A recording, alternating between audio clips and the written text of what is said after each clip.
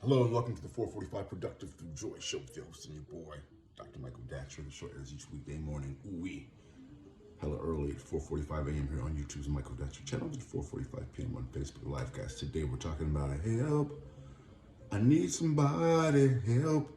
Talking about help today because typically it is true that teamwork makes the dream work, and that means we want to avail ourselves to help other people, and also equally important, open ourselves to be helped by others as well. So thanks for joining us. Let's dive right into the topic.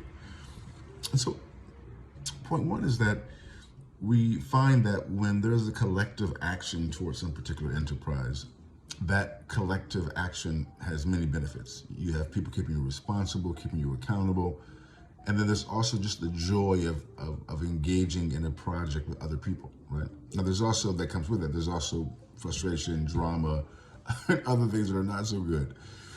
But typically, if you have the right people on your team, which we'll get to in a second, the benefits far outweigh the detriments. For those of you who play organized sports, I was a high school point guard. Many of us played sports. I played sports all my life, but I was probably best at track and basketball. And I had the most, in terms of a team sport, because track can be a team sport too, in terms of accumulating points, but it's just you out there running. But basketball is, man, next to football, is probably the ultimate team sport, because you play offense and defense when you play basketball. So that's the whole other coordinating and responsibility on that team. So anyway, but so those of us who play team sports, you know that, man, it is the team. You can have the best individual player, or at times multiple best individual players, like we saw in the Brooklyn Nets. This NBA playoffs, they have two of the best players who are of all time. I mean, Kevin Durant and Kyrie Irving are two of the best individual players of all time, and they had a third player, James Harden, who was also one of the best individual players of all time. Of course, he left the squad because there was so much drama, but that's extraordinary for one team to have that much talent, right?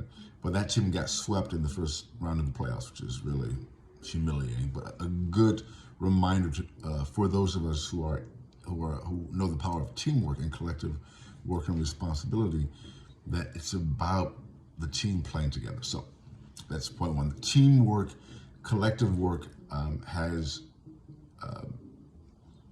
more benefits accruing to it versus individual play and individual enterprise, if you choose the right team, which goes to point two. So the key then is you want to choose the right teammates. We saw what happened when the Nets had James Harden, Kyrie Irving, and Durant, whose games I all love. Harden went to my high school, so I've always followed his career. But man, their personalities, as a high school point guard, I still have that mentality of a point guard, because your job is it's like the quarterback. It's known as the quarterback of basketball. Your job is to coordinate and distribute the ball and kind of run the team. And so you're dealing with personalities all the time, right? And so those three players, Durant, Kyrie, and Harden, have personalities that are selfish.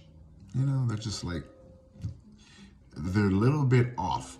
I mean, at least from what we can tell, not knowing them personally, they come across, and their actions come across at times as selfish and petty at times, right? And we have three players in charge who can come across at least as selfish and petty. It poisons the team. We saw that in Brooklyn, how they fell apart. I mean, it was with all that talent, man. That's a different show. The Brooklyn Nets could be a whole show. And so you want to choose the right people for your team. You see a team like Golden State, who's played